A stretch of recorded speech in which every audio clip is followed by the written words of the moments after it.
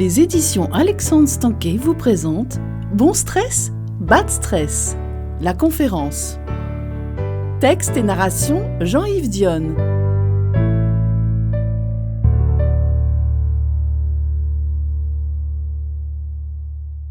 Briser le cercle infernal.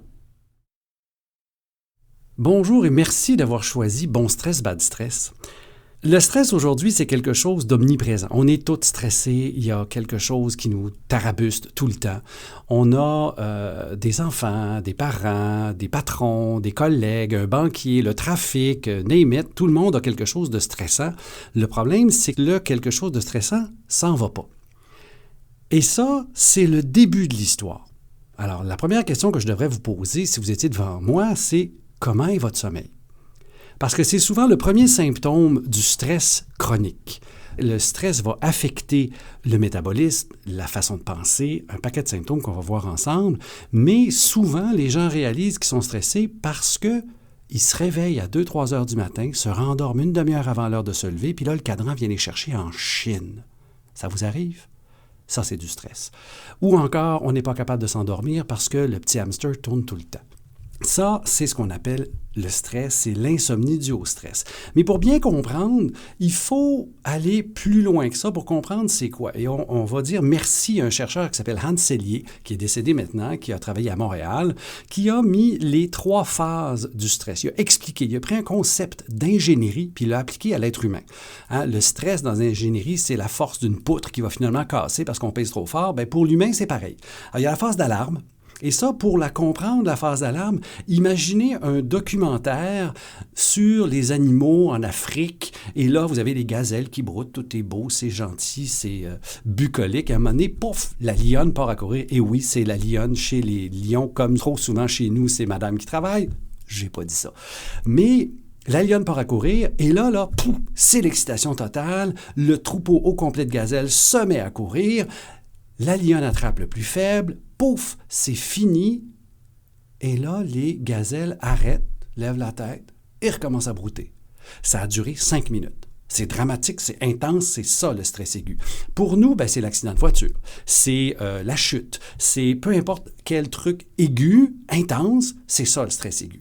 C'est la phase d'alarme. Alors, il se passe quoi dans ce temps-là? Mon corps génère principalement 2 hormones, l'adrénaline que vous connaissez et le cortisol. Ces 2 hormones-là font quoi? Ils augmentent la circulation dans mes muscles, dans mon cerveau. Je suis allumé, je suis tout à fait réveillé, en hypervigilance, je suis prêt à courir ou à me battre. Les 2 principaux patterns, soit je combats, soit je m'enfuis, mais mes muscles sont prêts. Mais en même temps, l'adrénaline coupe la circulation dans le système digestif. Je n'ai pas le temps de digérer. Je suis stressé, c'est important. Ça, c'est le stress aigu. Le cortisol, lui, arrive un petit peu plus lentement, sort le sucre des cellules et là, j'ai l'énergie pour courir. Et à titre d'exemple, comment c'est puissant ça? Imaginez la légende urbaine, entre guillemets, de maman qui lève la voiture pour sortir son enfant d'en dessous. C'est pas une légende urbaine, c'est vrai, il y a des cas, ma sœur l'a fait. Alors, le stress aigu, on est bâti pour ça. Par contre, dans notre société, dans notre vie de tous les jours, le stress, il s'en va pas. Je vais recommencer ce que j'ai dit au début.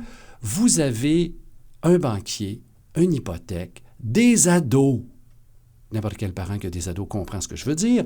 Les ados, c'est comme ça fait tout ce qu'on ne veut pas que ça fasse. Puis rajouter là-dessus les pressions au bureau, la mésentente dans le couple, ça n'en finit plus et ça part pas. Pensez juste au temps des impôts, aux factures de ci, aux fins de mois. Puis à un moment donné, le stress chronique. Et là, on tombe dans la 2e phase, qui est la phase de résistance. La première, c'est la phase d'alarme. C'est ma gazelle qui court. C'est mon accident. La phase de résistance, on va mettre une image là-dessus. Vous commencez un programme d'exercice, vous allez au gym ou vous faites de l'aérobic ou peu importe, et vous faites ce programme-là. La première fois que vous faites ça, c'est un stress physique intense. Et quelques jours après, vous avez mal partout, puis là, votre corps crie, fait comme « Qu'est-ce que tu m'as fait là? J'ai mal partout. » Mais si vous persévérez, votre corps apprend et éventuellement toutes les routines de ce nouveau sport, exercice ou peu importe, vous les avez apprises. C'est la phase de résistance, on apprend.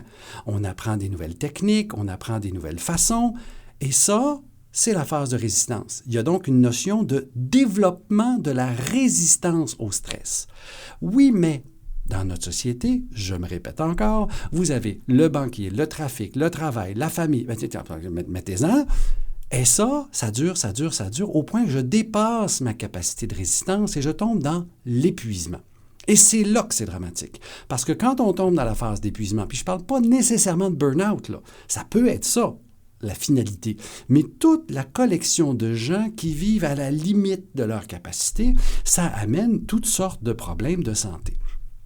Pour donner un exemple concret de stress, je vais vous parler du calvaire de la file d'attente. Et je prends cet exemple-là dans le magazine L'Actualité.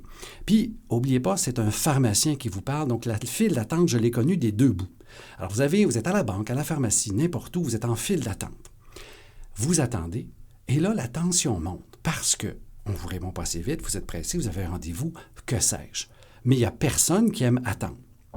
Mais prenons un instant le point de vue opposé. La personne à l'autre bout qui donne le service, que ce soit le banquier, le commis ou le pharmacien, parler de mon point, il y a un job à faire, une personne à la fois.